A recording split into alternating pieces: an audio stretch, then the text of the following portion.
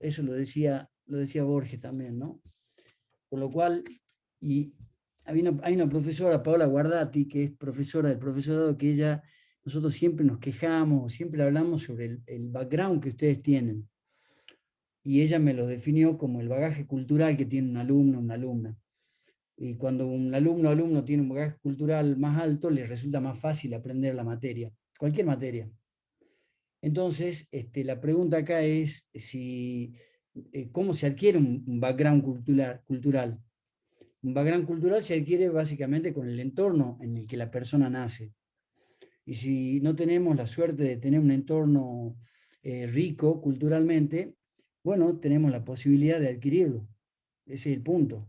Tenemos la posibilidad de adquirirlo motus propio.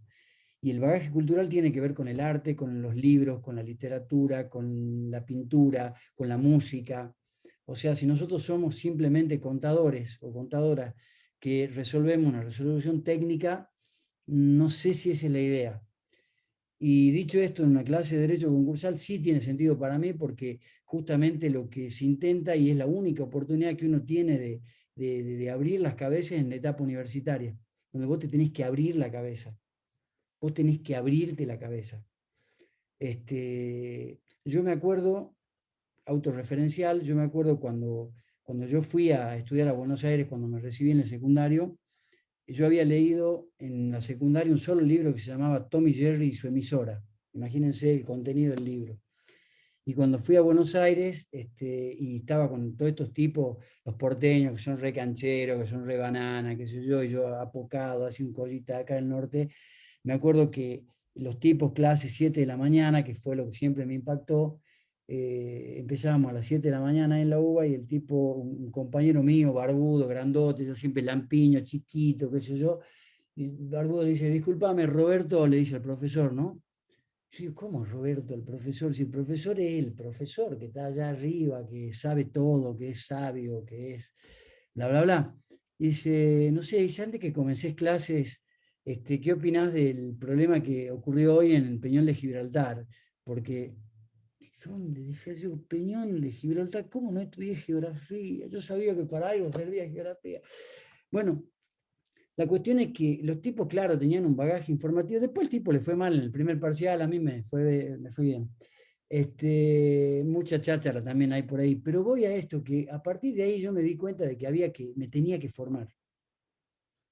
Y empecé a leer, a leer, a leer, a leer. No sé si me sirvió para nada, creo que no. No soy más feliz por eso, creo que al contrario, he perdido la posibilidad de ser feliz, pero estamos hablando del bagaje cultural, no estamos hablando de la felicidad, por suerte. Entonces, voy al hecho de que la literatura, los libros te amplían el bagaje cultural. Hacelo ahora que sos estudiante. Hacé un tipo, no una profesión, como hacen los monjes tibetanos. Sentite estudiante. Es el estadio más puro del alma. Es lo más lindo que te puede pasar en la vida. Así lo hayas agarrado a una edad tardía, a una edad temprana, no importa. Es lo más precioso que hay. Cuando vos adquirís un conocimiento, como dijo un amigo mío hace poco, que lo único que hablaba era de un solo eje temático, decía es orgásmico. Ya sabrán cuál es el eje temático que manejaba mi amigo. Cuando vos adquirís un conocimiento, es orgásmico, ¿no? Entonces, hacelo ahora, lee ahora que podés. Derecho concursal estaría bueno que lo leas también. Estaría buenísimo, a mí me encantaría porque así ya vamos aprobando todos, pero aprovecha ahora, hace un sacerdocio, entre comillas, del ser estudiante. Y cuando se planteen los problemas en los grupos de WhatsApp que se plantearon hace 2 o 3 semanas atrás, planteen problemas interesantes. No se hagan los que, bánquensela, planteen problemas interesantes, discutan cosas con sentido, porque ustedes ya no son chicos y ustedes se pueden autorreferenciar. Ustedes se pueden ampliar la base cultural que ustedes tienen, porque el día de mañana cuando vayan a tomar un trabajo, cuando vayan a conquistar a algún cliente, lo vas a necesitar. Entonces, hacelo ahora. Lee, lee el triple de los que leen las clases acomodadas. Lee el triple de los que ya lo tienen todo. Porque tenés la posibilidad del libro. Cuando el tipo viene y te citó todos los autores que te citó en el poema que te dije, de su primer amor, que hace, me parece a mí, referencia a la masturbación, en definitiva, el tipo accede a los libros, accede a Shakespeare, a Chekhov, y ¿sabés qué? Vos podés hacerlo. Vos podés acceder al libro. Cuando me dicen, no, sí, porque las clases son así, son así, vos tenés acceso al libro. Vos podés leer, vos tenés que leer, vos te tenés que plantear, vos tenés que cuestionar. No me tiren la pelota a mí. Yo les tiro la pelota a ustedes. Y estamos en el tramo final. 12 de mayo los quiero ver. El 12 de mayo los quiero ver. Y quiero ver si se animan a rendir un examen sin copiar. Quiero ver si se animan a hacerlo. A ver si tienen el coraje para tomar un examen sin copiar, aunque les vaya mal.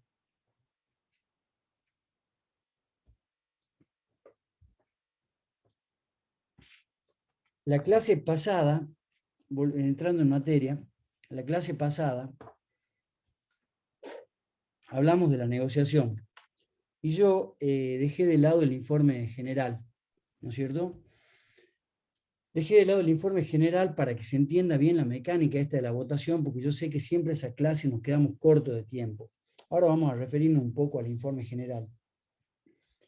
El informe general es teóricamente la pieza, ya sé que siempre decimos más o menos lo mismo, pero desde el punto de vista académico, desde el punto de vista sí, del estudio de la materia y del rol de la sindicatura, es una de las piezas más importantes del proceso. Para mí es el informe individual, pero si yo lo analizo con perspectiva es el informe general, porque en el informe general hay una síntesis, de algún modo, de lo que está ocurriendo patrimonialmente con este sujeto concursado. Y esa síntesis no la hace el deudor a su propia conveniencia, la hace un órgano o un funcionario que es imparcial, ¿no es cierto?, que está formado en las ciencias de la contabilidad, ¿no es cierto?, para poder detectar a través de esto que son los estados contables cuál es la situación patrimonial del deudor. Por supuesto que por una cuestión, si se quiere, gremial o corporativa, no me gusta la palabra, por una cuestión corporativa, ustedes como contadores tienen que defender el hecho de los estados contables. Yo muchas veces, yo comparto muchísimos espacios con contadores y siempre está la queja del empresario respecto del contador, porque el contador, la contadora es la que le hace pagar el impuesto, pero además es la que le cobra los estados contables, los balances y qué sé yo, y en donde el empresario no advierte cuál es la utilidad de eso, dónde gana la plata. En cambio, al abogado, cuando el abogado le gana un juicio, si es que le gana alguno, y bueno, por lo menos ahí está más contento, digamos, pero con el contador tiene ese problema de que siempre el contador es el que le hace pagar. Bueno, pero porque muchas veces no se revaloriza el valor de los estados contables. ¿Cómo ustedes hacen que los estados contables reflejen la realidad lo mejor posible, la realidad económica, para tomar decisiones? Porque el gran desafío, corporativamente hablando, que ustedes tienen, es hacer que los estados contables te sirvan para ganar plata. Ahí está, me parece, si yo fuera contador o aspirante a contador, yo trataría de focalizar mi energía en eso. O sea, ¿cómo hago yo para a través de un estado contable hacerle ganar plata? Punto aparte.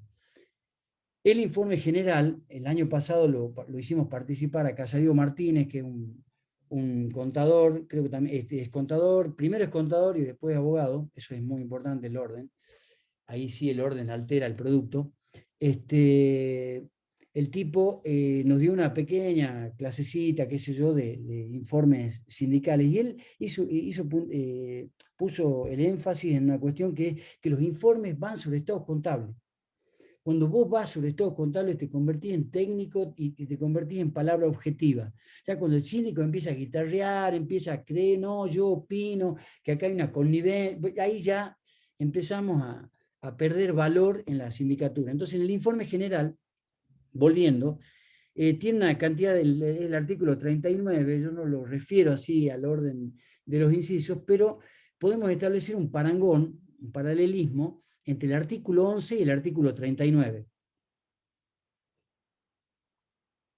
El artículo 11 era el que, obviamente, el deudor solicitaba la formación de su concurso preventivo y acreditaba la cesación de pagos. Vos confrontalo al artículo 11 con el artículo 39 y hay quienes dicen que el artículo 39 es como un reflejo de ese artículo 11, pero nada más que dicho por un órgano imparcial y técnico que es la sindicatura. Entonces así tenés vos que en el informe general, antes de detallar así muy brevemente los incisos del informe general, digamos algo que es importantísimo, que esto también lo marcó Casadío Martínez el año pasado. Cuando vos haces un informe, pregúntate primero para qué sirve y sobre qué estados contables tenés que hacer el informe. El informe general tiene por finalidad proporcionar información a los acreedores para que tomen una decisión al momento de aceptar o no la propuesta concordataria. Esa es la finalidad más importante del informe general. Luego, tiene otra información que será de background o que será subsidiaria para la hipótesis de quiebra de este concurso preventivo. Acuérdense que cuando vos solicitas la formación de tu concurso preventivo, vos estás en hipótesis de que si fracasa ese concurso preventivo, el concurso preventivo deviene en quiebra, ¿no es cierto? Salvo que haya un desistimiento, que es muy raro, que ocurre al principio del procedimiento, el concurso preventivo o termina homologado o termina en quiebra, ¿no es cierto? No hay un purgatorio, no hay un término medio en eso. Entonces, los incisos del artículo 39, cuya finalidad más importante es darle información a los acreedores para saber si aceptan o no la propuesta concordataria, tienen que ver con el estado de cesación de pagos, ¿no es cierto? Que el tipo tiene que hacer, o la tipa, la mina, qué sé yo, tiene que hacer un informe sobre bases técnicas, voy a repetir varias veces este tema, sobre bases técnicas del estado de cesación de pagos. Es decir, cuando él considera que por los estados contables, no por lo que le dijo un pajarito, o por lo que él cree o sospecha, intuye, sino de acuerdo a los estados contables, cuando él cree que se dio inicio al estado de cesación de pago. De ese punto nos vamos a agarrar después en hipótesis de quiebra para determinar el periodo de sospecha. Y también tiene que hacer un análisis de las causas que llevaron a la cesación de pago. Este análisis, que es muy técnico, que es económico, acá estaría bueno algún día poder complementar la tarea de los contadores públicos con los licenciados en administración de empresa, ¿no es cierto? Porque en el análisis de la causa, nosotros podemos, si vos determinás por qué llegaste a un estado de cesación de pago, también va a tener más herramientas informativas para saber cómo superar ese estado de cesación de pago. Si bien eso no tiene un andamiaje jurídico, porque no hay ninguna sanción respecto de si la causa es buena, es mala, más o menos, acuérdense que esta ley está hecha sobre la base de un proyecto muy neoliberal y consecuentemente no hay o sea, todo está librado un poco al deudor y a los acreedores y no hay una participación de la judicatura en orden a decir este concurso lo merece o esta propuesta concordataria no va a poder ser cumplida porque de acuerdo a las causas que lo llevaron al deudor a su estado de cesación de pago, no demuestra cómo va a poder sortear o sanear ese estado de cesación de pago. Esto viene a cuento en lo siguiente. Nuestra ley, como dije, es de corte neoliberal, ¿no es cierto? Más allá de los parches estos que tiene kirchneristas, qué sé yo, no lo digo despectivamente, de la 26686, que es la incorporación de algunos, entre comillas, derechos laborales, pero tiene no es que tiene un problema, sino tiene una característica que es justamente neoliberal y consecuentemente deja todo librado a los acreedores y al deudor. En otros países, digamos, el deudor, esto es muy bueno porque yo esto sí lo hago también en los concursos, el deudor, ¿no es cierto?, no solamente explica en la demanda concordataria por qué llegó a la cesación de pago y cuáles fueron las causas de la cesación de pago, sino que además indica un plan de salida. Cosa que en la legislación argentina no lo piden, otras legislaciones sí lo piden porque dicen, bueno, decime qué te pasó, pero también decime cómo pensás salir de este concurso preventivo, cómo pensás sanear el patrimonio. Y decirlo, y luego corroborado por un órgano imparcial como es la sindicatura, permite que a la hora de homologar el concordato, que es lo que estamos viendo hoy, o lo que vamos a ver hoy, permite al juez decir homologo o no homologo. En nuestra ley de corte neoliberal no está esa posibilidad de la judicatura de hacer una valoración de si merece o no merece, si está bien que homologue, si va a pagar o no va a pagar. Mientras el juez obtenga o contabilice las mayorías propuestas por el artículo 43 y 45, ¿no es cierto? O el 65 a 68 en su caso, que es el concurso por agrupamiento, si él constata matemáticamente que se dan esas mayorías y no hay una propuesta abusiva o fraude de la ley, el tipo debe homologar. Fíjate vos en el artículo 52 que veremos hoy, la ley utiliza la palabra debe como un imperativo categórico, no puede, no es facultativo, el juez debe homologar. Bueno, eso lo vemos en un ratito. Entonces, en el informe general habla del estado de cesación de pagos, habla de las causas que llevaron a la cesación de pagos, también hace una descripción del activo, ¿no es cierto?, de la concursada, con valores probables de realización para saber qué pasa si se va a la quiebra, con qué activo es liquidable o qué activo no es liquidable. Muchas veces el deudor, para presentar estados contables frente a entidades bancarias, tiene activos que están inflados, que tienen que ver con participación en sociedades que no tienen ganancia, pero inflan para tener más o menos un equilibrio y que el banco les pueda seguir dando crédito para mantener ese equilibrio de la ecuación matemática activo versus pasivo, que ya habíamos hablado en una de las primeras clases, que no es un parámetro para determinar la existencia o no de un estado de cesación de pago. Lo mismo pasa con el pasivo. La sindicatura tiene que determinar todo el pasivo, ya sea el pasivo que fue declarado por el concursado, lo analiza el pasivo que fue verificado, ya hasta eso ya hay una resolución de verificación, pero también hay incidentes de revisión, hay incidentes de verificación tardía y pueden haber juicios de contenido patrimonial que están tramitando en extraña jurisdicción, en el cual se le tiene que dar participación necesaria, porque así lo manda el artículo 21, a la sindicatura en todos los procesos de contenido patrimonial en contra del deudor, ¿no es cierto?, de carácter concursal. Entonces ahí mete todo el pasivo para que vos ya el acreedor ya vaya viendo cuál es el activo realizable y cuál es el pasivo para saber qué propuesta concordataria irá a utilizar.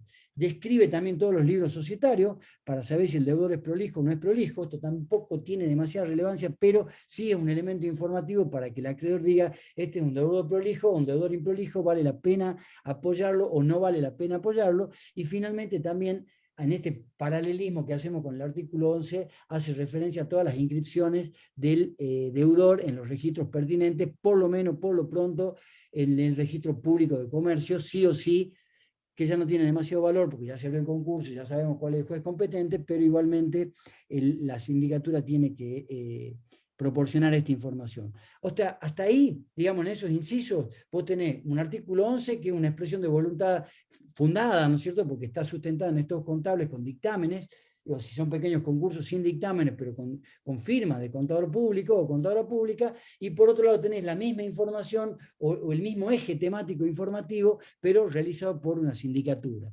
Luego yo te agrego 3 elementos que surgen en el informe general, que son los únicos que yo leo cuando soy concursado, en el cual hace referencia al tema de los aportes. La sindicatura tiene que ver si los socios, viste vos que cuando constituís una sociedad, vos tenés que suscribir e integrar los aportes.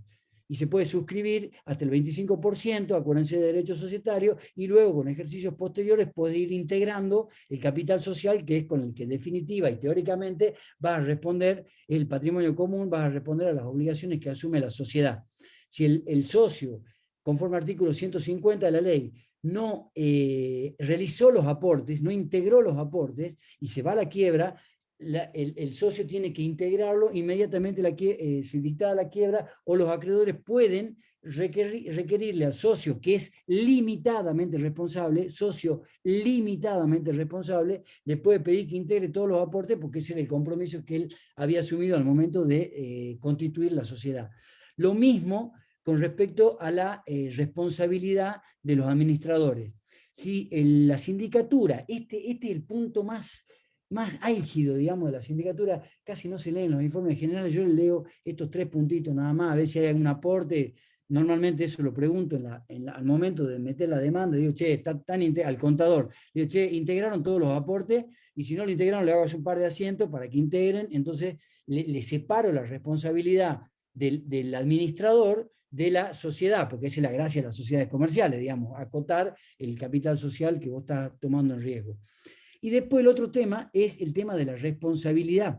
La sindicatura puede advertir si lleva mal los libros, si es un desastre el deudor, si se plumió la plata, si le preguntó a los acreedores laborales qué hacía con la plata y los tipos le decían que te salía mucho de noche, cualquier cosa que la sindicatura pueda advertir, manifiesta en este informe general que puede haber extensión de responsabilidad, artículo 173.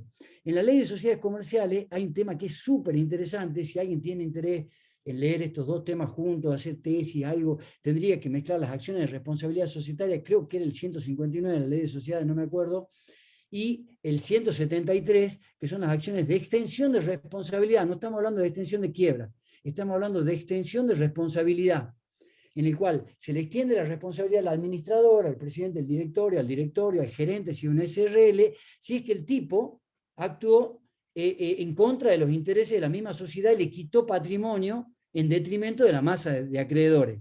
Entonces, si la sindicatura advierte que puede haber un acto susceptible de acción de responsabilidad de terceros, 173 a 175, la tiene que denunciar en el informe general, ¿no es cierto? Esa es una Pedro, Adita. una acotación. Relaciónenlo también con la nueva normativa del Código Civil y Comercial para la personalidad jurídica a partir del artículo 141, que es interesante porque recoge la jurisprudencia mayoritaria para el corrimiento, digamos, del velo en caso de la sociedad. 2 palabras del corrimiento del velo, Adita. Ya que bueno, esto lo tienen claro los chicos, o sea, antes no tenías recepción normativa, y ahora se lo ha incluido en la parte general, en la parte referida a la personalidad jurídica. Entonces, se da plena la responsabilidad respecto a terceros, se mantiene incólume conforme al patrimonio, siempre que se cumpla con el objeto preciso para el cual obtuvo la conformidad o inscribió los estatutos, etcétera, de acuerdo al tipo de persona jurídica que sea. Para el supuesto de desvío del objeto y aquellos casos en que además sea en beneficio de los socios y demás, se siente el principio general de que ese amparo de la personalidad jurídica para responder con su patrimonio nada más, deja de tener efecto y entramos a analizar quiénes componen esa persona jurídica y los posibles comisión de algún delito o alguna desviación, ¿no es cierto?, en cuanto a su objeto, lo cual no solo le quitaría la personalidad jurídica, sino que además los hace responsables con su propio patrimonio. Miren, esto viene a cuento, ustedes cuando decían qué cosas nosotros compartir experiencias de nuestra vida profesional nos pedían ustedes en la encuesta. Bueno, una de las primeras cosas que te va a preguntar un cliente, a vos cuando vos estés hablando, te salga de tu boca la palabra concursamiento, que bueno, antes que vos tiene que haber habido otro contador, porque primero lo echan al contador que dijo la palabra concursarte antes que vos, lo echan, venís vos, ya un poquito más aceptada la cosa, y cuando vos le tirás la palabra concurso, la primera pregunta que surge es, che, ¿y mi responsabilidad? ¿Y si quiebra la sociedad, quiebro yo también?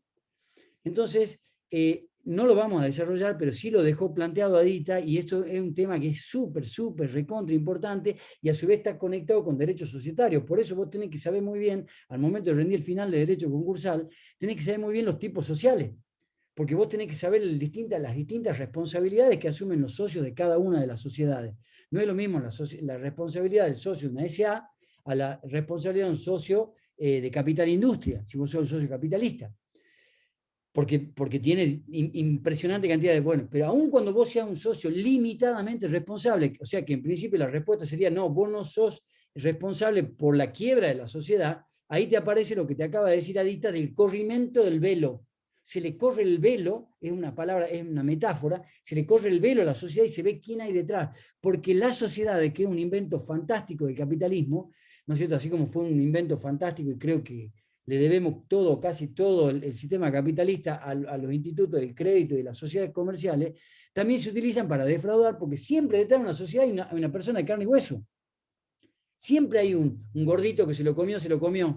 ¿Se acuerdan el cuento, no? Este dedito puso un huevito, este le puso sal, este le puso aceite, este le puso vinagre, y este pícaro gordito se lo comió. Bueno, siempre hay un pícaro gordito que se lo come. Entonces, cuando vos corres el velo, decís, si vos hiciste algo ilegal, porque también el corrimiento del velo tiene que haber una ilegalidad, no tampoco hay que abusar de esa figura, aparece lo que acaba de marcar Adita el nuevo código, las acciones de extensión de responsabilidad de los socios en las sociedades comerciales, que es una acción típica de derecho societario, y esta, que es una acción típicamente concursal, que tiene algunos puntos en contacto con la ley de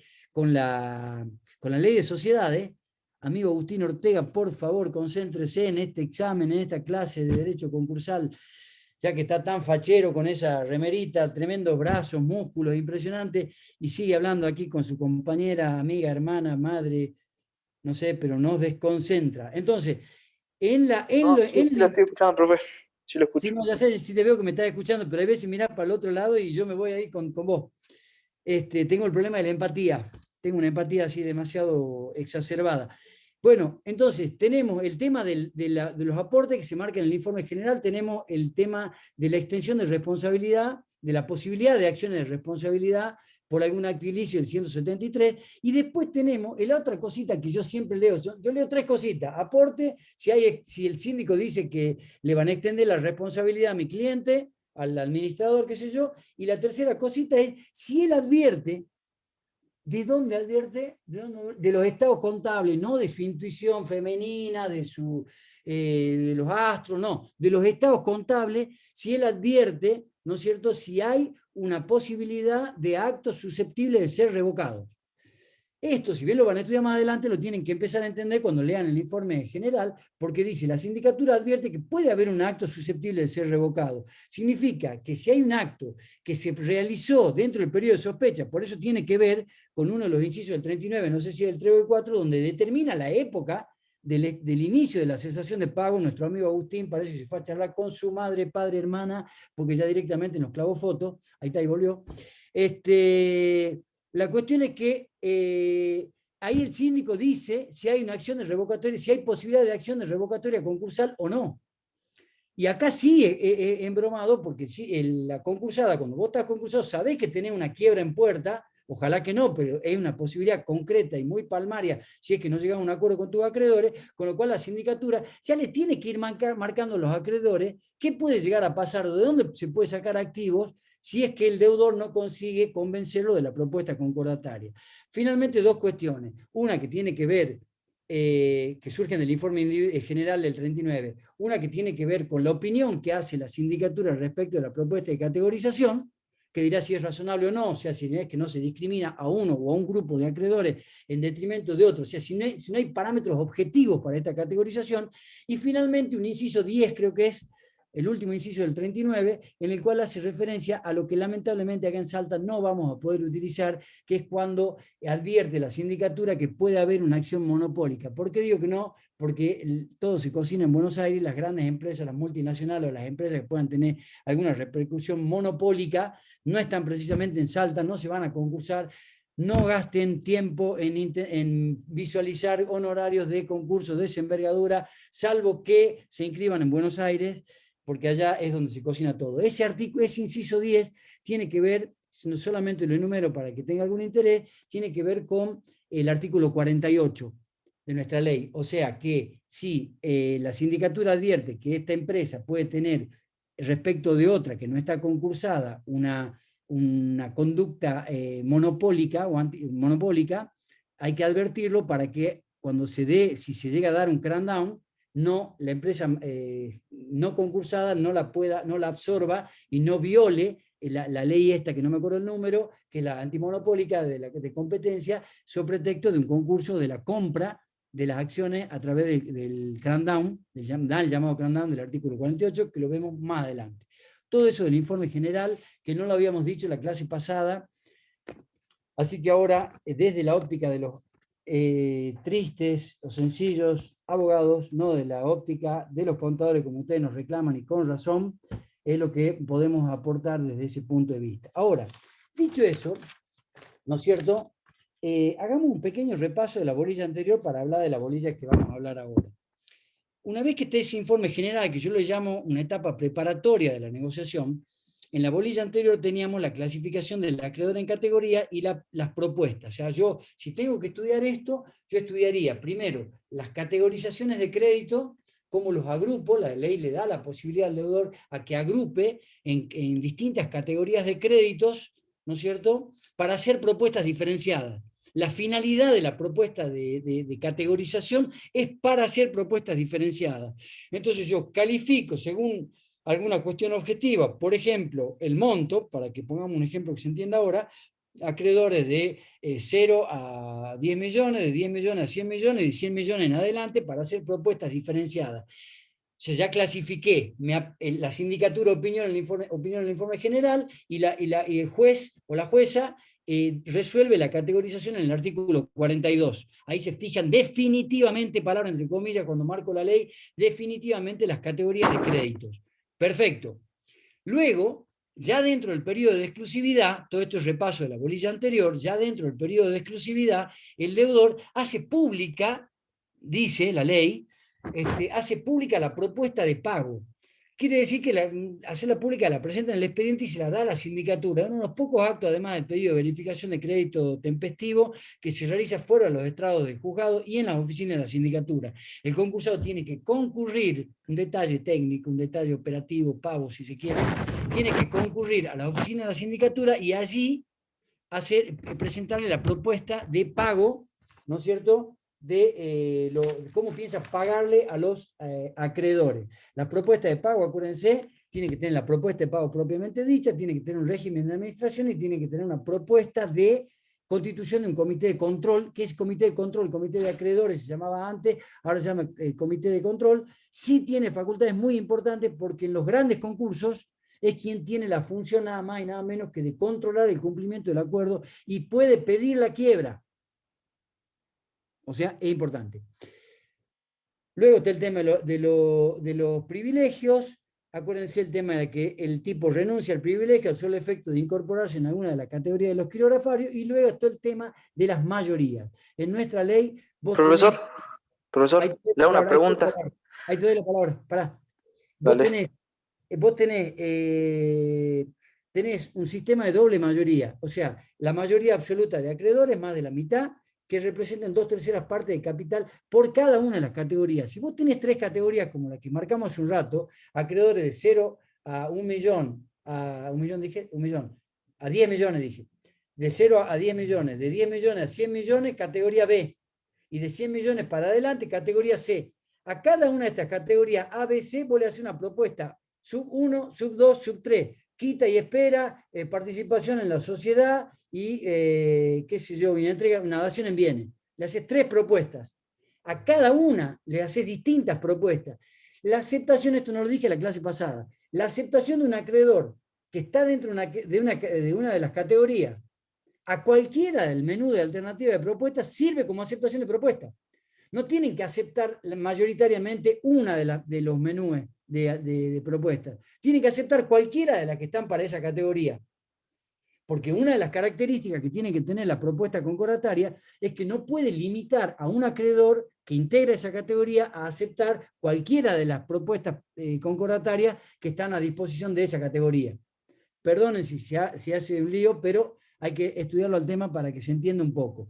Distintas categorías, distintas propuestas. Cada acreedor puede aceptar cualquiera de las propuestas y se toma con una aceptación y ya se lo cuenta como un voto válido, como una conformidad válida. Acuérdense que las conformidades tienen que ser hechas con escribano público para corroborar que fue otorgada la conformidad con fecha posterior a la presentación de la propuesta concordataria o de la modificación de la propuesta concordataria, que se puede realizar o modificar tantas veces quiera, para arriba y para abajo. Tremenda discusión si se puede ser solo para arriba o solo para abajo. Puede modificarse para arriba o para abajo, pero con una limitación temporal que es hasta la audiencia informativa, 5 días antes del periodo de exclusividad. Tiene la palabra nuestro compañero Agustín Ortega, cortita y al pie, porque tenemos, acordate que no... Le hago una pregunta. Dice que el periodo de exclusividad dura por máximo 120 días. Después, agotado ese periodo, empieza, digamos, si es que no se presentó alguna propuesta, el periodo de salvataje. ¿Cuánto puede durar ese periodo de salvataje? Pues no lo dice expresamente acá la ley. 20 días. El periodo de salvataje dura 20 días, dice la ley.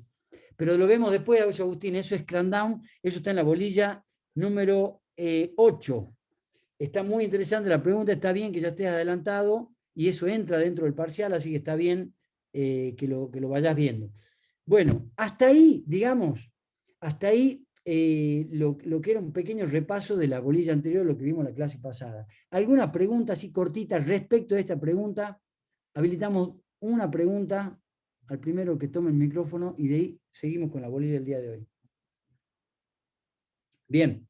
No entendí yo el tema de que, por ejemplo, se le presentan 3 alternativas a un grupo de acreedores, que es una categoría, Sí, y puede votar positivamente por alguna de esas tres, y ya sí, queda firme ese voto. ¿Así es?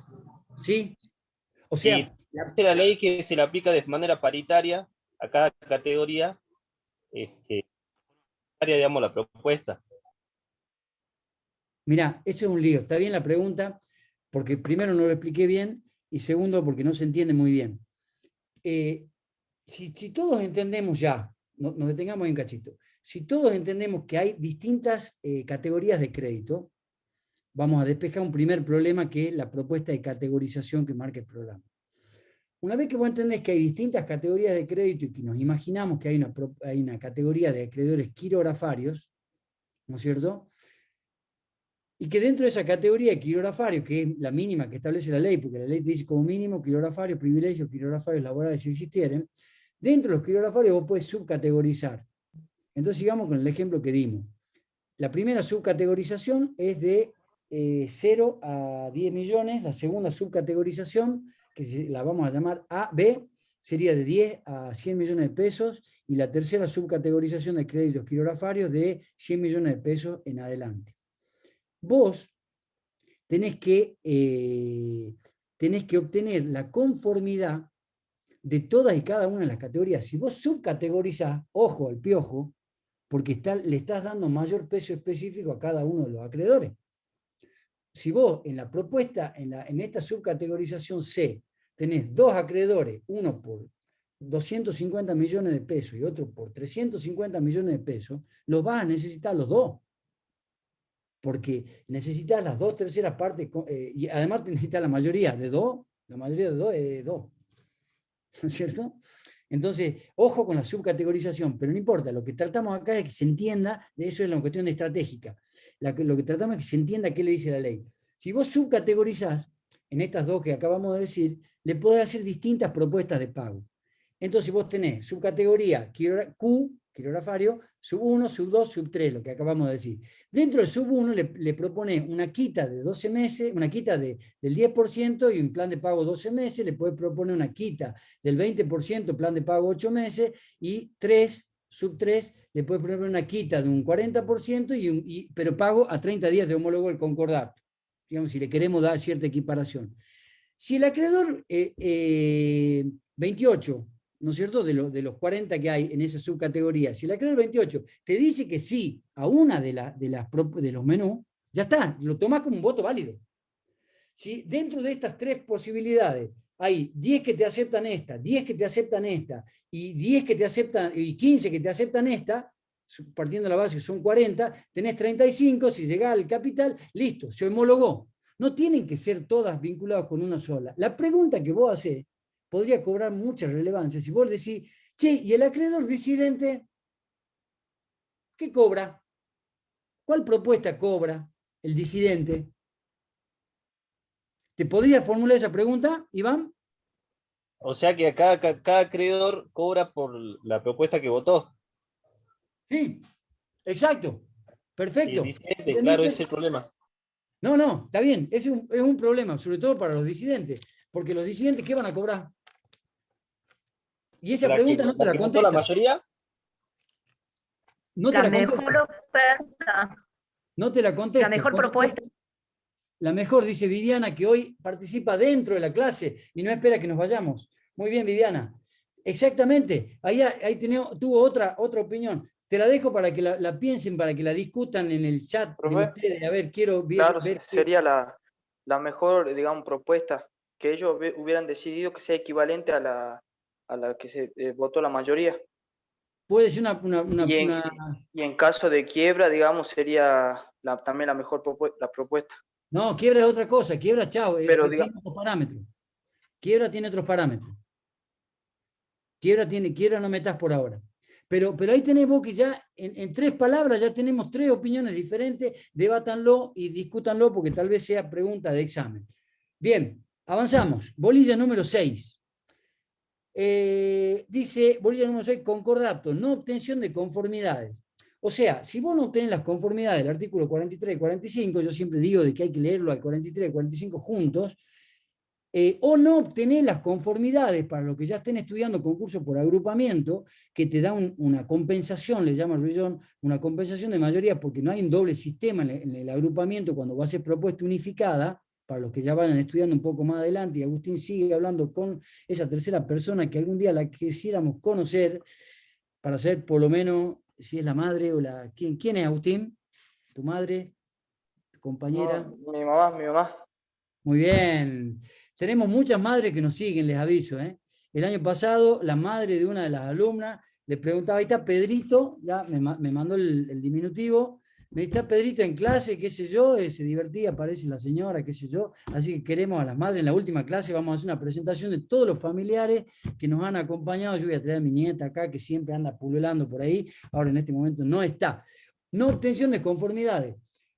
Acordate que no solamente tenés las conformidades del artículo del concordato, del concurso preventivo, las normales del artículo 45, sino que también tenés las conformidades del concurso por agrupamiento, cuando vos tenés las 3/4 partes del capital y que se haya aprobado por lo menos una de las categorías, se haya obtenido la mayoría en una de las categorías cuando hace una propuesta unificada para el caso del concurso por agrupamiento. No importa que no se entienda, como esto se va a volver a escuchar después cuando ustedes estudien ya para el examen, ahí van a poder entender esto que estoy diciendo ahora.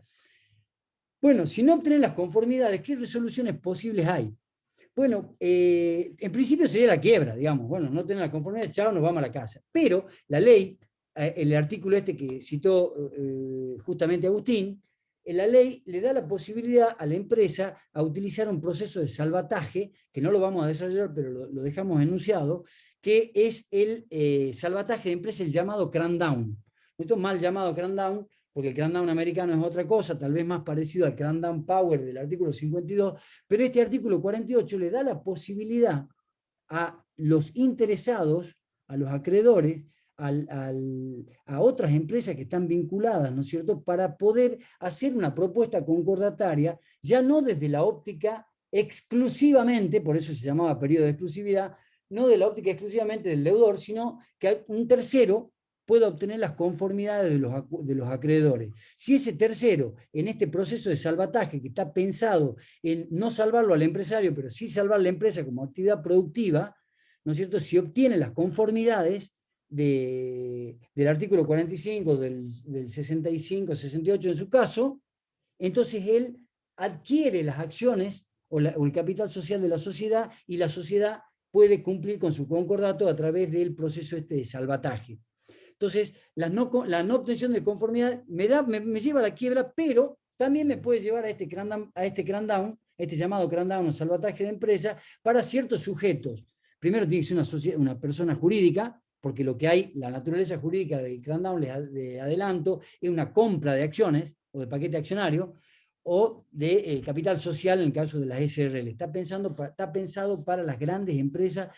Lamentablemente en Salta no pudimos clavar nunca ningún crandown, a pesar que es una herramienta muy piola porque se puede dilatar un poco más en el tiempo los efectos propios del concordato. Bueno, pero ¿qué pasa si obtenemos las conformidades? Si obtenemos las conformidades, si se obtienen las conformidades, que esto por ahora en esta primera instancia es un cálculo matemático, el juez dicta una resolución que se llama existencia de acuerdo preventivo. Como el juez no sabe sumar ni restar o le cuesta mucho porque somos abogados, entonces siempre le corre traslado a la sindicatura, que no está previsto en la ley, pero el juez igualmente dice traslado a la sindicatura para que la sindicatura empiece a corroborar, porque se supone que maneja mejor el Excel, si hubieron conformidades o si se han dado las conformidades, las mayorías concordatarias que establece la ley. Si fuera así, dicta una resolución de existencia de acuerdo. Esta resolución de existencia de acuerdo, que está mal llamada acuerdo, porque todavía no hay acuerdo, si bien hay un proyecto de acuerdo, como lo llama alguna otra legislación latinoamericana, sirve para dar inicio a un trámite que se llama de impugnación del concordato, o impugnación de este acuerdo entre comillas. La impugnación es cuando se advierten, hay 5 causales taxativamente establecidas en la ley, es cuando hay error en el cómputo de las mayorías, cuando hay falta de representación suficiente, esto véanlo, no tiene demasiada complejidad. Los dos incisos que tienen complejidad o que tienen que ustedes entender perfectamente de qué se trata para cuando le corran algún traslado en alguna impugnación de algún concurso, es cuando hay una exageración fraudulenta. La palabra exageración importa, la palabra fraudulenta también, del pasivo. Es decir, que se exageró fraudulentamente. Esto ya es un instituto de tipo penal, con lo cual tiene que encajar todas estas palabritas para que se dé una causal de impugnación o para que el juez le haga lugar a la impugnación a algún acreedor que se ha visto perjudicado. Cuando hay una exageración fraudulenta del pasivo, nada más y nada menos que cuando se inventó un crédito. Y la sindicatura recibida en otras universidades, la sindicatura vaguita o la sindicatura que hace la vista gorda, no vio y dejó que entre un pasivo en el concurso cuando en realidad no tendría que haber ingresado. Pero a su vez, para que ese pasivo inventado, para que ese crédito inventado sea relevante al momento de determinar si se hace lugar o no a la impugnación, tiene que ser matemáticamente relevante. O sea, si yo inventé un crédito que, aun cuando lo dejo sin efecto, no me altera la mayoría, no se da la situación de causal de impugnación que plantea el artículo 50, creo, 49-50, sí, 50, que se refiere a la exageración fraudulenta del pasivo. Lo mismo con la exageración fraudulenta u ocultación, exageración u ocultación de activo fraudulenta. Es cuando vos exagerás el activo, decís que tenés un montón para decir que vas a poder pagar, o cuando ocultás activo, ¿no es cierto?, de acuerdo a la estrategia de pago, de propuesta de pago concordataria que vos tengas. Cuando se advierte que esa propuesta, que esa mención de los activos ha sido exagerada o ocultada fraudulentamente, la palabra fraudulenta es clave para este instituto, véanla bien, ¿no es cierto? La palabra fraudulenta tiene que ver con dos cuestiones. Por un lado, que tiene que haber una intención de dañar a alguien, y por otro lado, de beneficiarme yo. Hay fraude cuando yo te perjudico y me beneficio. Se tienen que dar esas dos, cara y contracara de la misma moneda. El instituto es muy complejo, pero para que se entienda en esta etapa, y ustedes son contadores, sería suficiente que nos digan eso. Y luego hay un resabio, como siempre, venimos desde la 4.156, después pasó por la 11.007 no sé cuánto, a la 19.551, hay un resabio del incumplimiento de las formas esenciales. No le den bolilla a esa causal, porque eso se refería cuando el concordato se realizaba en la junta de acreedores, donde había un incumplimiento de formas esenciales. Acá no hay posibilidad de que haya incumplimiento de formas esenciales, con lo cual esa causal por ahora no nos importa. Las causales son taxativas, o sea, no pueden haber otras causales, y posiblemente le corran algún traslado a ustedes en el juez antes de dictar si le hace lugar a la impugnación o no. Si le hace lugar a la impugnación, decreta la quiebra o la lleva al crackdown. De nuevo lo mismo, como si no hubiese obtenido conformidades. Si le rechaza la impugnación o no se interpuso impugnación, les aclaro que en la práctica son muy pocos los casos de impugnación que hay, muy pocos los casos de impugnación que hay, por lo menos yo conozco ninguno. Entonces, si decide rechazar la impugnación o no se plantea una impugnación, el juez homologa. Pero ¿cómo homologa? Y acá nos metemos de lleno en el punto 3 de la bolilla 6, que es homologación de acuerdo en distintas situaciones. Acá vos tenés que diferenciar. Si hay una propuesta única, porque vos no categorizaste, acordate que vos podés categorizar, pero podés si querés. ¿Y para qué categorizás? Para hacer propuestas diferenciadas. Pero podés no categorizar. ¿Cuál es la sanción de no categorizar? Ninguna. No hay sanción. Te perdés la posibilidad, una carga procesal, te perdés la posibilidad de hacer propuestas diferenciadas. Pero podés meter a todos tus acreedores en la misma bolsa y le haces una propuesta a todo el mundo. ¿Cómo era en la 19.551? Si vos tenés una sola propuesta y cumpliste con las mayorías, la ley dice el juez debe homologar. Y le pone el imperativo categórico y la modalidad deóntica deber. No le dice puede, analice, vea si puede pagar, si no puede pagar, si es un buen tipo, si es un mal tipo, si es una mala mujer, si es una buena mujer. Casi todas las mujeres, no quiero hablar de eso. Bueno, si no pasa nada de eso, el juez debe homologar. Lo pongo muy entre comillas al debe. Empieza a tomar alguna sustancia cuando hay una propuesta de categorización.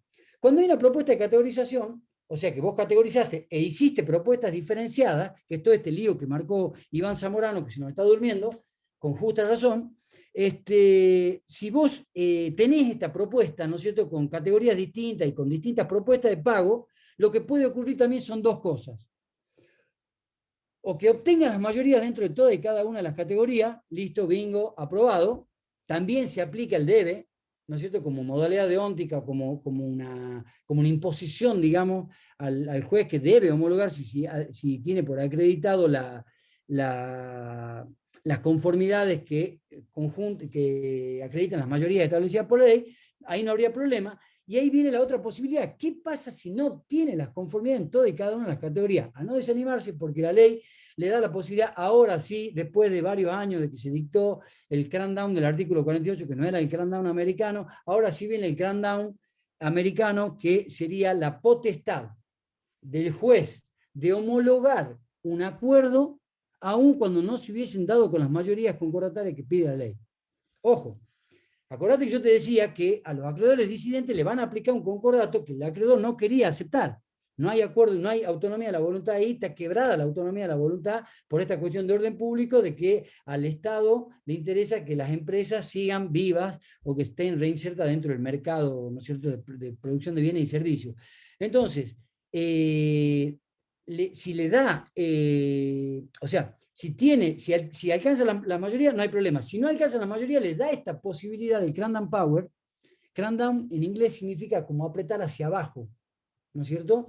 El poder de apretar. ¿Qué quiere decir? Que lo aprieta el acreedor disidente y le dice, te aplico igual la propuesta concordataria. Te la aplico igual.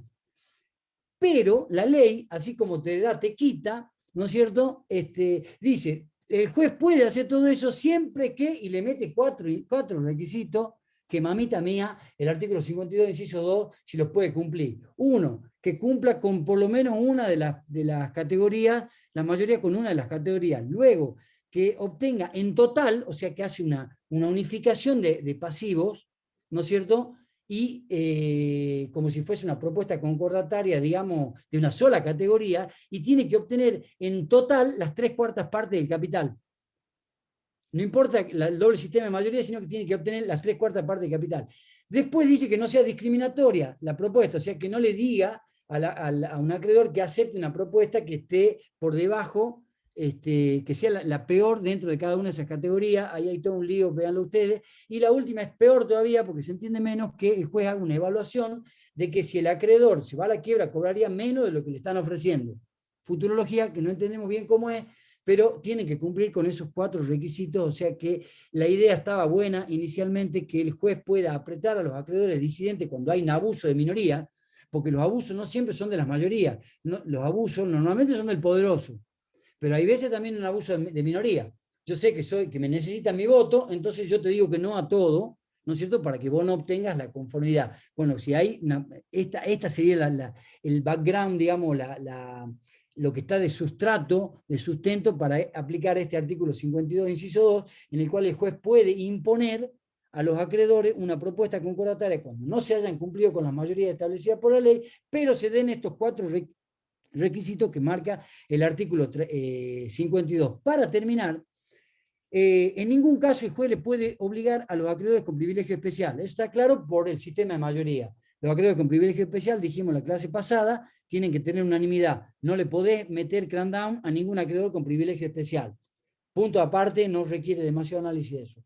Y lo último, que esto para mí fue una incorporación sobreabundante, pero bueno, ya está, la metió, es que no puede en ningún caso, esto lo metió después, no el legislador, digamos, neoliberal, sino que se metió después, que el juez no puede en ningún caso homologar propuestas abusivas o en fraude a la ley. Lo que quiere aquí es que, básicamente, vamos al hueso de la cuestión, es que no se le imponga el acuerdo a las minorías disidentes por debajo de alguna de las propuestas concordatarias que dicen cada una de las categorías, que es un poco lo que planteó Iván Zamorano, porque si yo al acreedor, dentro del menú de alternativa, le pongo una quita de un 70%, y todos los otros acreedores me aceptan las otras alternativas, y yo al acreedor disidente lo meto en esta, que es la peor, ahí estoy haciendo un abuso de derecho, porque estoy abusándome del instituto del concurso, para aplicarle un efecto jurídico propio de la homologación concordataria a un acreedor disidente que obviamente no ha prestado conformidad a ninguna de las otras propuestas. Ahí hay todo un tema también para analizar qué es abuso de la ley. Más que el fraude a la ley, me interesa el abuso de derecho, que ustedes lo profundicen, porque el fraude a la ley es muy raro que se dé en esto, en el concurso preventivo, pero sí hay una situación de abuso. Incluso, para terminar este punto, en la ley anterior, en la 19.551, se entendía que la propuesta era abusiva cuando el deudor ofrecía una quita superior al 60%. Entonces, no se podían aprobar en aquel juez de la 19.551, que era un juez que tenía poder, digamos, de acuerdo a la ley, no podían aprobar propuestas concordatarias donde implicaban una quita superior a un 60%. Ahora, de algún modo, ese parámetro sigue, por costumbre, sigue estando, o sea que las propuestas concordatarias no podían ofrecer una quita mayor a un 60%, porque es muy probable que el juez te la declare abusiva y no te homologue el concordato. Efecto de la homologación es el punto número 4. Los efectos de la homologación son dos. El primero y más importante es novación de las obligaciones. Todas las obligaciones cuya causa era anterior a la presentación de la demanda de concurso y tenían que ver con una relación jurídica existente, ya sea de tipo contractual o extracontractual, que son las dos únicas fuentes de derecho que puede tener una obligación, o sea, por actos lícitos, ilícitos, o por todo el derecho contractual, toda esa causa desaparece.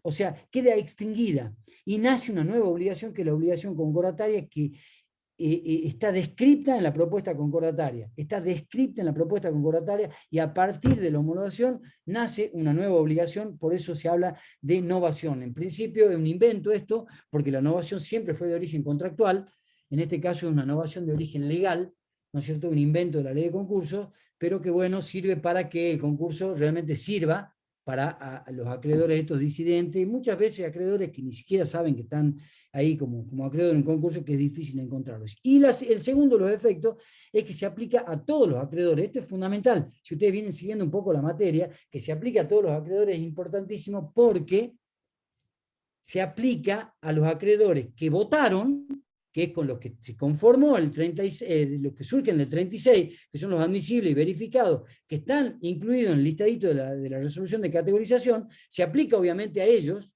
pero también se aplica a los acreedores que entran por verificación tardía, a los acreedores que entran por incidente de revisión, o a los acreedores que entran por continuación del trámite del proceso en la etapa en que se encontraba, y que luego igualmente, aunque tengan sentencia, cosas firmes, cosas juzgadas en extraña jurisdicción, tienen que venir a verificar su crédito en el proceso concursal. Cualquiera sea la forma que entran, se le aplica el concordato, tiene efecto, para decirlo en palabras difíciles, porque somos gente académica y que sabemos mucho, son efectos erga omnes, ¿no es cierto? Hablamos latín también en esta cátedra. Y bueno, y finalmente, aplicación a los socios ilimitadamente responsables. Esta ley no se animó a aplicar los efectos del concurso a los socios, a los garantes, a los socios ilimitadamente responsables. O sea, vos obtenés una quita en el concurso, pero esa quita o esos beneficios que vos obtenés no se aplican al garante. No se aplican al garante. La idea era que se apliquen también al garante, porque bueno, obviamente, como decía Juan Carlos Nayim, que era profesor de Derecho Concursal acá en Salta, muy conocido, muy querido, muy estudioso, él decía, muy difícil de litigar con él también, él decía que los acreedores son como la corriente eléctrica, que los acreedores son como la corriente eléctrica, van por donde menos resistencia se le ofrece. Si vos, el acreedor va en persecución del patrimonio del deudor, si el deudor se concursa, listo, lo deja de molestar y va sobre el garante. Y de esto saben, y mucho, las sociedades de garantía recíprocas, ¿no es cierto?, que en nuestro país hacen destrozo porque los tipos te matan con las garantías, ¿no es cierto?, de los créditos que te dan. Para terminar, ahora sí, para terminar, conclusión del concurso. La idea de Vítolo fundamentalmente era que cuando se homologa el concurso, concluye el procedimiento, terminan las funciones de la sindicatura, empiezan a operar las funciones del control, del comité de control, que es el propuesto por el deudor y aceptado por los acreedores en la propuesta concordataria, y hay una resolución, hay una publicación de un edicto en donde se da por finalizado el concurso. En la realidad que no sirvió de mucho, porque aun cuando vos tenés una resolución en el cual se ha concluido, no cumplido, que eso lo vemos en la clase que viene, que se ha concluido el concurso, entonces se publica en edicto para que todo el mundo que sepa que este sujeto ha concluido su concurso, le falta nada más y nada menos que pagar lo que se ha comprometido a pagar en el concurso. Y con esto terminamos la bolilla 6. ¿Fui más despacito o no? No sabemos, creo que no. Abrimos el micrófono para 2 preguntas o alguna aclaración que quiera hacer Adita de un montón de cosas que me debo haber comido. Profesor, si se trata de un solo acreedor que se presenta a verificar y es disidente, obviamente yo no le puedo aplicar el artículo que acaba de mencionar, el 52, porque bueno, también a su vez necesito que por lo menos haya conformidad. Directamente sería declarar la quiebra. A ver si entendí bien. Si es un solo acreedor, y no tengo la conformidad, chao. Claro, un solo acreedor. Sí. Siamo fuori. Decía, viste, cuando perdimos Declaración de Italia, quiebra. con Italia, viste, cuando perdimos con Alemania, siamo fuori, listo, ya está. Un solo acreedor, se puede, pero está bien tu pregunta, porque uno tiene la idea de que los concursos son de muchos acreedores. Puede haber un concurso con un solo acreedor. El concursamiento no implica, en algún momento de la historia, digamos, del derecho concursal, se entendía que tenían que haber más de un acreedor. No, ahora puede haber un solo acreedor. Ahora, ese acreedor depende. Lo único que hace es lo frizar un tiempo. Nada más, porque el tipo, si le está haciendo una mala jugada, no te va a dar la conformidad y te va a la quiebra. Pedro, creo que están confundiendo, por algunas preguntas que estoy contestando acá en el chat, el tema de la propuesta diferenciada, o sea, con la categorización, y la única propuesta que sean opciones alternativas. Sí, Se les confundió. Sí, no, porque yo tampoco soy muy claro en eso. Siempre, todos los años me resulta muy difícil explicar. Por ahí, en las clases prácticas o en las comisiones lo pueden trabajar con temas concretos. Porque vos ahí tenés, si tenés lo principal es distinguir si hay categorización o no. Esto es fundamental. Porque si no hay categorización, vos tenés una propuesta. Chau. Quita y espera. Chau. Es la misma para todo el mundo. Ahí no hay problema interpretativo. Si tenés propuesta de categorización, ahí podés hacer lo que Víctor también llamaba el menú a la carta de propuesta. Entonces, viste, cuando vos vas a un restaurante, pedís milanesa con papa frita, pescado con puré de papa o ¿cómo se llama? Matambrito de cerdo. Son las 3 alternativas que vos tenés de propuesta concordataria. Entonces, si vos categorizaste, podés hacer esas propuestas.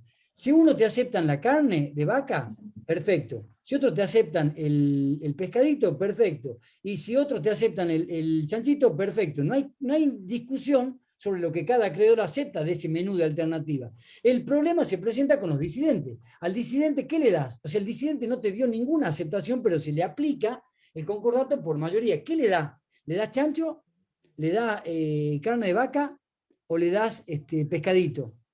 Y ahí viene la discusión que yo la dejé abierta para que lo debaten entre ustedes, a ver si le das una que le convenga más al acreedor, podés dar una visión del tema, o le podés dar una que le convenga menos al acreedor, porque no fue diligente en aprobar alguna propuesta concordataria, porque vos tenés, que es la que yo opino, ¿no es cierto? Yo mantengo esta última postura, pero ya dije que lo que yo opine es irrelevante, en el cual si la finalidad del concordato es sanear el patrimonio a través de un acuerdo, y bueno, si el acreedor es disidente, que se la banque. Por supuesto, sin propuestas abusivas, pero que se banque la que viene como residual.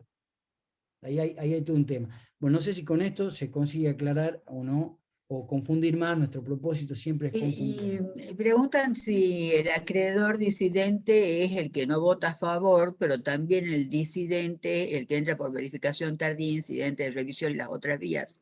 Tendrían que leer el artículo 56, que dice clarito: el acuerdo homologado produce efectos respecto de todos los acreedores pirografarios. O sea, el único requisito que van a tener es haber llegado por alguna vía a obtener la verificación. Sí, exactamente. Si no, no pueden cobrar. Nada más. Ese es el único requisito que tienen que tener en cuenta. No pueden votar. No pueden votar. No pueden votar. Van a cobrar si los verificaron. Exacto. Bueno, última pregunta, y de ahí nos vamos al último tramo de la clase. última pregunta. No hay preguntas a la 1, a las 2 y a las 3. No hay preguntas. Bueno, como en el control de lectura que hicimos, tiramos un par de preguntas para ir viendo cómo mejorábamos, yo le voy a dar una pequeña devolución a lo que ustedes nos propusieron. Dice que vaya más despacio, bueno, no lo conseguimos. Que empecemos la hora justa, en este caso no lo permitió el sistema, que hagamos interpretaciones actorales, vamos a tratar de hacer una antes de fin de año, que demos el material de lectura, no lo damos al material de lectura porque no queremos encorsetarlo. O sea, no es lean de acá, no. Hay veces cometemos el error de insistir con Graciábile, qué sé yo, porque el que está en la biblioteca está al alcance de todo el mundo, pero Graciábile es uno más, un crack. Ahí el otro día, Adita, vos mostraste que te compraste el tratado, yo al final todavía no me lo compré, lo quiero comprar porque obviamente el tipo parece que tiene algún problema con su esposa o mujer o pareja, no sé si hombre o mujer, pero escribe todo el día el tipo, no sé cómo hace. Pero bueno, no damos material de lectura por eso, porque no queremos encorsetar y queremos que ustedes vean de donde quieran, que lean, está bueno. Después me decían que no pierde el hilo, eso debe haber sido mi amiga personal, Betar, bueno, pierdo el hilo bastante seguido, hoy no tanto, solo una vez que no se dieron cuenta. Las tareas del síndico planteaban que nos pongamos énfasis en las tareas del síndico, es verdad, eso es una crítica muy buena, ya vamos a ver si metemos, no quisimos comprometerlo a nuestros amigos los contadores, tanto en las teóricas con Adita, porque queríamos que ellos se dediquen más a las clases que están teniendo ustedes en comisión, donde ahí creemos que está el jugo y el intercambio de alumnos y profesor, que es lo más lindo. Después, la mejor de todas, la más sincera, dice, no me gustan las clases teóricas, no lo entiendo al profe, quédese tranquila, yo tampoco me entiendo a mí mismo, estoy haciendo terapia hace muchísimos años, no consigo con mi terapeuta llegar a alguna conclusión sobre lo que yo pretendo de mí mismo. Que pongamos los números de artículos, si eso está bueno. Pedro, es bueno acotar que aunque parezca, porque lo estamos dando los abogados, porque estás hablando como abogado, en realidad no estamos refiriendo a las funciones del síndico. Esta es una ley que el síndico la tiene que conocer y se la estamos explicando desde el punto de vista de cómo la va a tener que aplicar. No la estamos explicando desde el punto de vista del abogado que va a presentar el concurso preventivo, deudor, sino del síndico que va a actuar o del que va a colaborar como contador con el concursado. O sea, es una ley más, como cuando se estudia el Código Civil y Comercial o la ley de sociedades, es decir, es una ley y como ley la tiene que saber. No estamos en temas teóricos referidos al abogado. Este no es un enfoque para los abogados, es netamente un enfoque para los contadores. Más allá de nuestras propias limitaciones, pero nuestra idea es esa, es focalizarnos en ustedes. Es decir, lo que el síndico hace con el juez, que es aportar su conocimiento, estamos haciendo nosotros con ustedes como contadores, aportándole conocimiento legal que necesitan para cumplir la función como contadores. Esa es la realidad. No crean que estamos hablando para un abogado, bajo ningún punto de vista. Completamente diferentes las clases, si fueran para abogados. Exacto. Bueno, escuchen, dos cositas más. Después dice que nos hagamos referencia a hechos no éticos.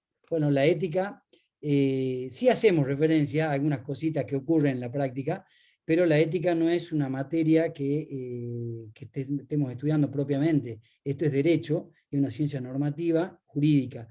La diferencia entre la ciencia normativa jurídica y la ciencia normativa moral o ética es que la sanción ética o moral es de tipo moral y la sanción jurídica es de tipo jurídico. Bueno, después hay uno que dice que lo que más le gustó es el dalo todo. Ese también se quedó enganchado, igual que yo, con mi amiga que me decía dalo todo, dalo todo. Uno da lo que puede en la vida, ¿qué va a hacer? Después otro quiere que haya debate entre alumnos, eso es lo que yo quiero propiciar, que debatan entre ustedes, que en vez de andar quejándonos de los grupos WhatsApp, que ya sé que son despelote, que no me gustan, a mí tampoco, yo los odio, pero bueno, hay que aprovechar eso. Último, Adita, yo había preguntado en el cosa de qué es lo que más les gustaba y qué es lo que no les gustaba. Saqué todo lo que les gustaba, pero acá hay alumnos que dicen qué es lo que más les gusta de las clases teóricas, los aportes que hace la doctora Ayala. Es como que te tiene asignada a vos como la seria, ¿no es cierto?, de esta, y lo cual es bastante cierto. Les voy a hacer un aporte ético, ¿me dejas? Sí, obvio. ¿Me dejas?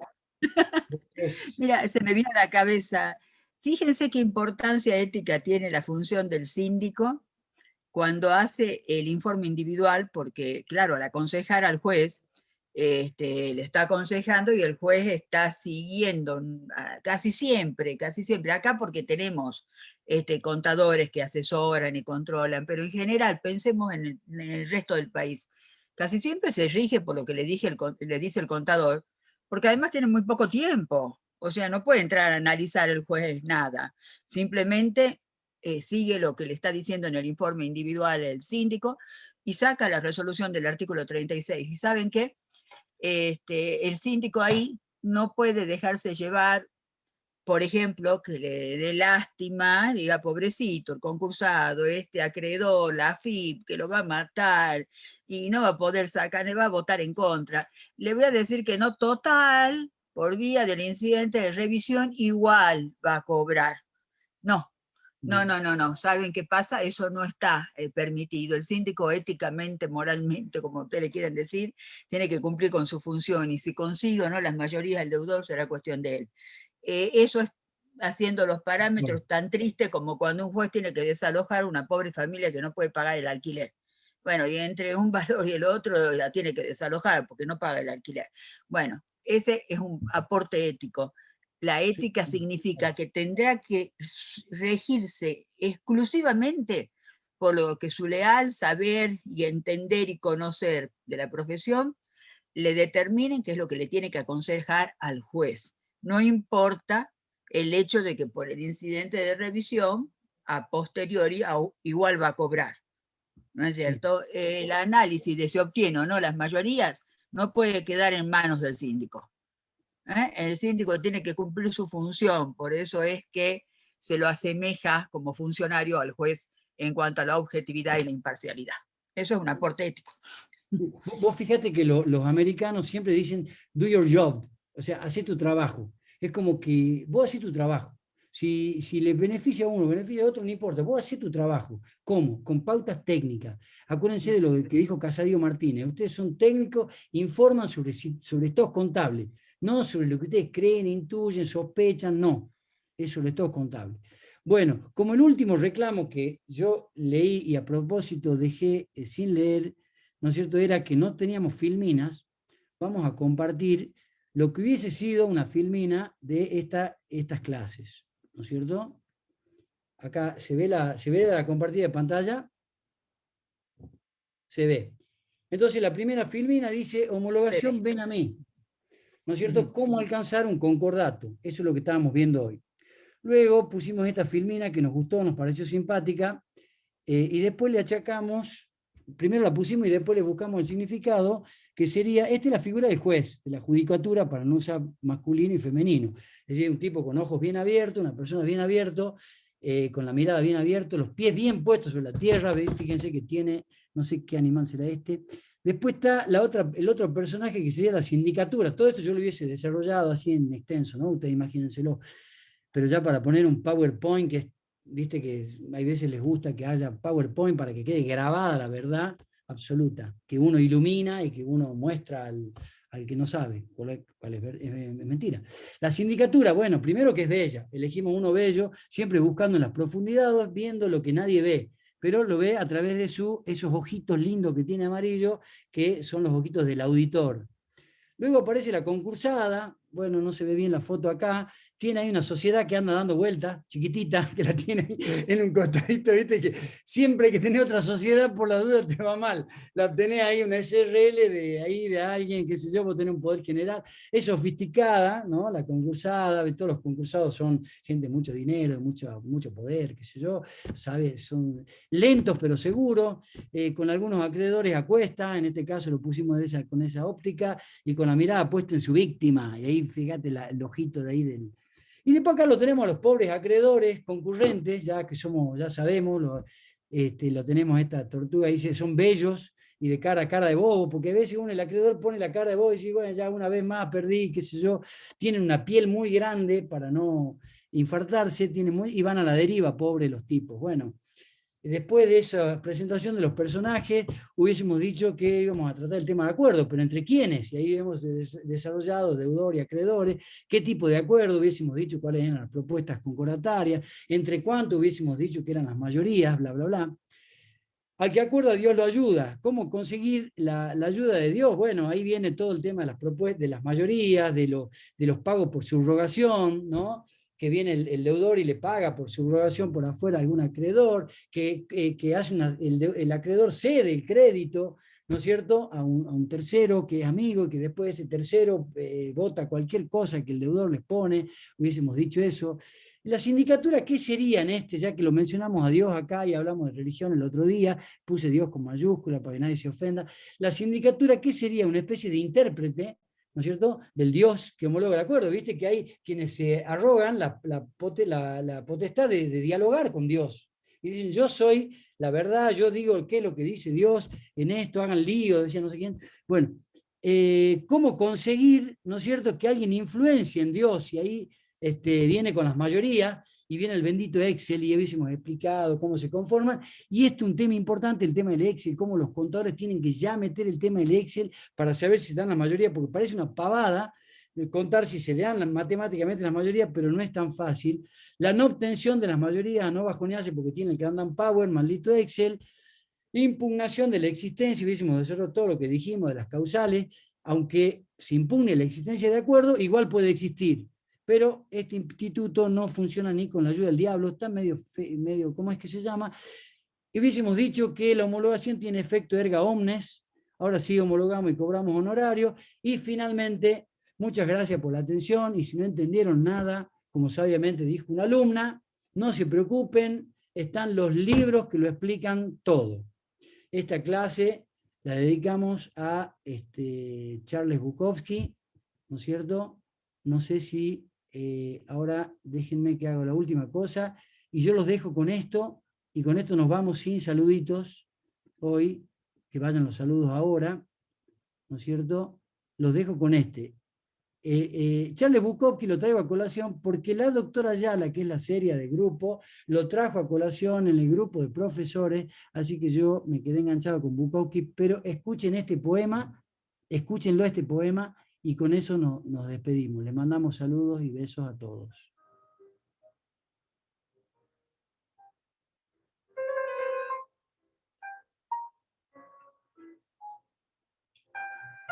Hay un pájaro azul en mi corazón que quiere salir, pero soy duro con él.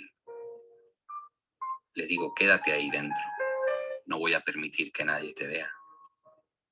Hay un pájaro azul en mi corazón que quiere salir, pero yo le echo whisky encima y me trago el humo de los cigarrillos y las putas y los camareros y los dependientes de ultramarinos.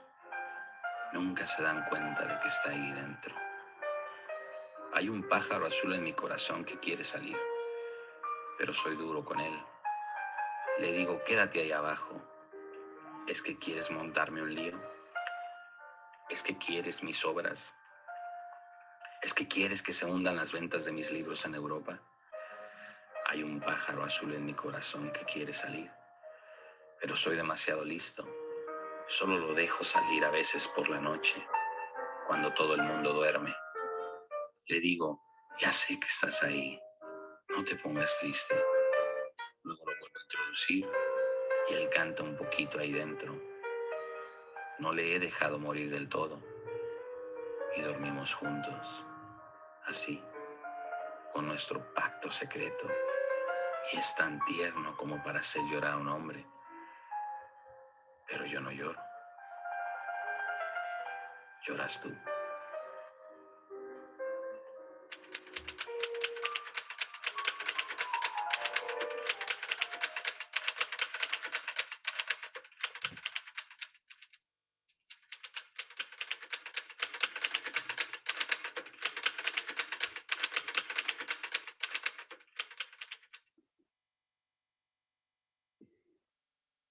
Nos vemos, chicos. Besos a todos. Síganlo a Charles Bukowski. Chao.